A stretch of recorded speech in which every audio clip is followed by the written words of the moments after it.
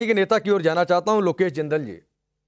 ये बहुत गंभीर आरोप है सर, देश के लिए, देश की विदेश नीति के लिए, और इसका खुलेआम उल्लंघन हुआ है। और ये किसी और ने नहीं, अब संवैधानिक पद पर है राहुल गांधी, और संवैधानिक पद पर रहते हुए किया है जो सलाउद्दीन कह रहे हैं। राकेश जी, आप भी जानते हैं, पूरा देश जानता है कि इस तरह के बेबुनियाद आरोपों को कोई भी स्वीकार नहीं कर सकता। अगर सलाहुद्दीन जी के पास किसी भी प्रकार का तथ्य है, किसी भी प्रकार का उनके पास में सबूत है, उसके साथ में वे अपनी थ्योरी को प्रस्तुत करें।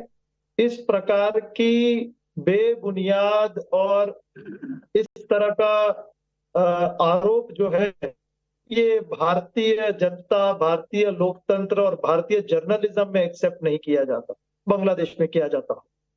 लेकिन अगर आपके पास कोई तथ्य है, आप उसे सामने प्रस्तुत करें, फिर आप अपना आरोप सिद्ध नहीं करें। लोकेश भाई, भारतीय पत्रकारिता का ध्यान हम रख रहे हैं, आप सर भारतीय राजनीति का ध्यान रख दीजिए, वही बहुत बेहतर होगा। पत्रकारिता वाला भार हम पर छोड़ दीजिए सर, हमारे कंधे इतने मजबूत हैं कि हम उस भार को उठा लेंगे।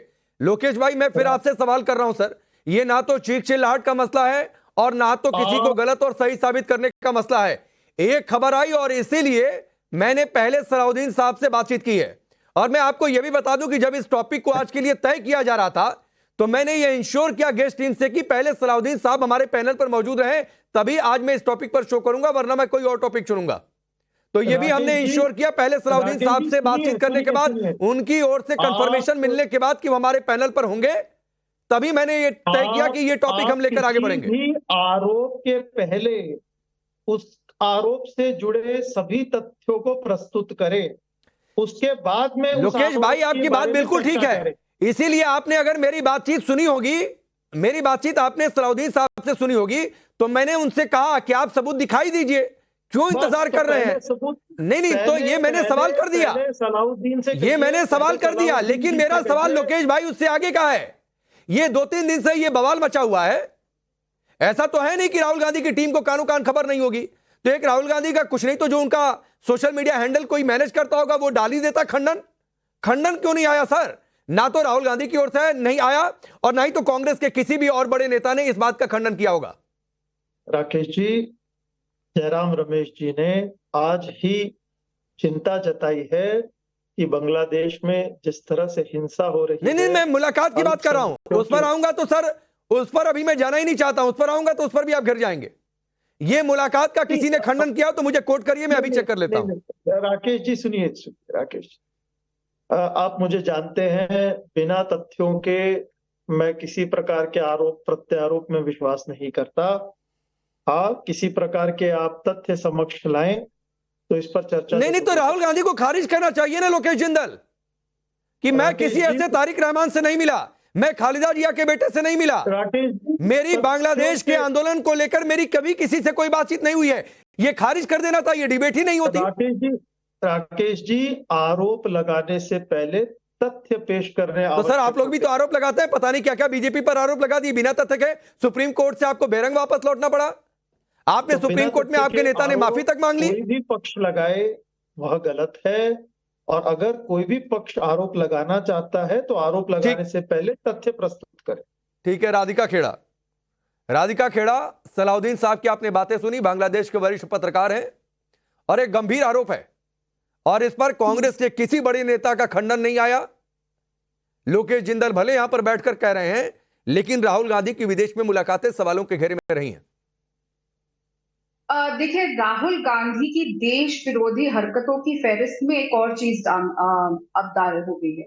आपको याद होगा कि कुछ समय पहले एक फोटो आई थी, कुछ साल पहले, राहुल गांधी की चाइनीज एनवॉय से, चाइनीज लोगों से, सरकार के लोगों से मिलने की MOU भी उन्होंने साइन किया था। तब भी इसकी आज तो खंडन नहीं आ रहा, लेकिन तब तो खंडन भी आया था। तब के कम्युनिकेशन हेड जो जयराम रमेश जी की जगह पर रणदीप सुरजेवाला जी थे, उन्होंने तुरंत आके मीडिया को कहा था कि कोई मुलाकात नहीं हुई है। फिर थोड़ी देर बाद फोटो सामने आ गई थी, फिर सबने एक्सेप्ट कर लिया कि हाँ मुलाकात हुई है। तो देखिए, आदतन राहुल गांधी की आदत है कि वो हमेशा देश विरोधी गतिविधियों में कहीं ना कहीं उनका हाथ आएगा। अब जैसे कि यहाँ पे चौधरी साहब बता रहे हैं कि मुलाकात वहां पे हुई, आप देखिए ना, उसके बाद एक पूरी क्रोनोलॉजी है, वो वहां पे मुलाकात होती है, उसके बाद जब शेख हसीना जी छोड़ती हैं बांग्लादेश, वहां से भागती हैं, उसके बाद से एक ट्वीट नहीं आता राहुल गांधी का, कोई ट्वीट प्रियंका वाड्रा का नहीं आता, किसी का कोई ट्वीट नहीं आता, शांति हो जाती है। लेकिन जैसे ही नए प्रधानमंत्री ओथ लिखते हैं टेम्पररी, वैसे ही राहुल गांधी बधाई का ट्वीट दे देते हैं। हिंदुओं का नरसंहार हो रहा है, राहुल गांधी कुछ नहीं बोलते, बिल्कुल लंबी चुप्पी शादी हुई है। लेकिन जैसे ही नए प्रधानमंत्री आते हैं टेम्पररी, उनको बधाई देने का समय आ जाता है। तो ये जो लगातार हम देखते आ रहे हैं कि किसी ना किसी तरह भारत में अराजकता फैले, किसी ना किसी तरह नरेंद्र मोदी जी की सरकार में कोई प्रॉब्लम आए, सरकार गिरे, तो हर बार बाहरी ताकतों का साथ देने की कोशिश करते हैं, देश विरोधी गतिविधियों को बढ़ावा देते। और ये ऑन रिकॉर्ड है। चाइना वाला एग्जाम्पल हमारे सामने है, अब बांग्लादेश का एग्जाम्पल हमारे सामने आ गया। नहीं, इसमें भी विवेक श्रीवास्तव जी, इसमें भी फिलिस्तीन समर्थक लोगों से मुलाकात हो जाती है, उन पर बोल देते हैं, हिंदुओं पर नहीं बोलेंगे, क्योंकि फिर तो ये सवाल बनता है कि हिंदुओं के संघार पर इसलिए खामोशी हो जाती है क्योंकि वोट बैंक का सवाल है, और वोट बैंक एक खास समुदाय से जुड़ा हो सकता है, क्योंकि आंदोलन पहले से पता था, क्या हो रहा है वो पहले से पता था, तो बेहतर है भाई खामोश रहो। जी, तो टाइम्स नाउ के एडिटोरियल टीम का ये लॉजिक है कि अगर हिंदुओं को मुसलमान मारते हैं किसी देश में, किसी राज्य में, तो उससे यहाँ के मुसलमान खुश होते हैं और कूद कूद करके वोट उसको देंगे। नहीं सर, ये मेरा लॉजिक नहीं है, ये मेरा लॉजिक नहीं है सर, ये सोच आप लोगों की पॉलिटिकल पार्टियों की होती होगी, हमारी एडिटोरियल टीम का कोई लॉजिक नहीं है। विवेक श्रीवास्तव, मैं आपको शुरुआत में इंटरप्ट कर रहा हूं क्योंकि आपने सीधे व्यक्तिगत है सर। Don't shout sir. मैं बिल्कुल शाउट नहीं कर रहा हूं। I am not shouting mister Vivek Srivastava, मैं सिर्फ इतना कह रहा हूं कि हिंदुओं के संघार पर चुप्पी क्यों है। Please don't raise your voice. मैं बड़े प्रेम से मैंने आपसे सीधा सवाल किया, आपने वोट बैंक पॉलिटिक्स शब्द यूज किया। हाँ। तो वोट बैंक पॉलिटिक्स का मैं क्या मतलब समझूं कि राकेश जी कहना चाहते हैं कि अगर हिंदुओं को मुसलमान मारते हैं और उसकी निंदा ना की जाए तो यहाँ के मुसलमान खुश होकर के हमें वोट नहीं सर, मैं ये बिल्कुल नहीं कह रहा हूँ। वोट बैंक की पॉलिटिक्स का मतलब ये होता है कि जो आप सेलेक्टिव खामोशी हो जाते हैं, वोट बैंक एक मुसलमान की लिंचिंग हो जाए। नहीं सुनिए विवेक श्रीवास्तव, एक मुसलमान की अगर लिंचिंग हो जाए तो आप लोग रोना शुरू कर देते हैं, बोलना शुरू करते हैं, बोलना भी चाहिए, लेकिन एक हिंदू मारा जाए तो कान पर जू तक नहीं रेंगती है।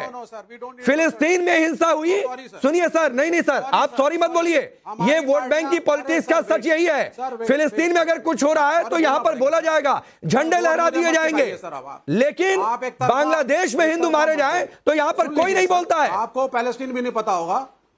हाँ, सुन लीजिए, पहली चीज, क्या राकेश और आपकी एडिटोरियल टीम पैलेस्टीन को मुस्लिम प्रॉब्लम समझती है? नहीं, मैं उस पर जा ही नहीं रहा हूं, मैंने सिर्फ एक उदाहरण आपको दिया है। Not a Muslim problem. मैं सिर्फ एक उदाहरण आपको दे रहा हूं। नहीं जा रहे हैं ना, मैं सिर्फ एक उदाहरण आपको दे रहा हूं सर। सुन लीजिए मेरी बात, जिस पत्रकार को आपने यहाँ, सुनिए sir, please listen to me now, बोलिए। जिस पत्रकार को बांग्लादेश के आपने बिठा रखा है यहाँ पे, इससे आपने सबूत नहीं लिए, इससे सबूत तो लिए नहीं आपने। दूसरा, ये व्यक्ति जो बैठे हैं सलाउद्दीन साहब, जरा मुझे आप एक बात बताइए, 12 जनवरी 1965 को आपका जन्म हुआ सिलहट में, आपके ऊपर सेडिशन का चार्ज है बांग्लादेश में, आपके ऊपर चार्ज है कि आपने बांग्लादेश की सेंसिटिव इंफॉर्मेशन अपने देश से बाहर भेजी, आपके ऊपर चार्ज है मनी फ्रॉड का, आपको 7 साल 4 महीने के लिए जेल में भेजा गया है, 3 महीने के लिए, शायद उसके बाद फिर 4 साल। आपकी क्या क्रेडिबिलिटी है? और बिना सबूत के आप यहाँ पे हल्ला राहुल गांधी के खिलाफ मचा रहे हैं और टाइम्स नाउ वाले ताली बजा रहे हैं। जरा मुझे सबूत कोई देगा यहाँ पर? नहीं, बिल्कुल ठीक बात है विवेक जी। कर देंगे कि विवेक जी, आपके इस सवाल के मैं साथ हूं, बोलिए, जवाब दीजिए सलाउद्दीन जी। मैं जवाब देता हूँ। उन्होंने बहुत अच्छी बात किया और साबित कर दी कि ही इंक्लाइंड टुवर्ड्स जिहादिस्ट। मेरे खिलाफ जो सिडिशन नहीं, सिर्फ ब्लास्फेमी, धर्मद्रोही। क्योंकि सुनिए मेरे बात, मैंने कहा था 2003 में कि बांग्लादेश में मद्रासा में जिहादी पैदा हो रहा है और बीएनपी वालों मेरे खिलाफ ये सिडिशन, ट्रीजन एंड ब्लास्फेमी का चार्ज लाए। आप कहा कि मेरे खिलाफ इंफॉर्मेशन स्मगलिंग करने की इंफॉर्मेशन आया, कई एलिगेशन आया, मगर आपको ये भी बात बतानी है कि कोर्ट ने मनी फ्रॉड मेहरबानी, one after another, I have to address everything.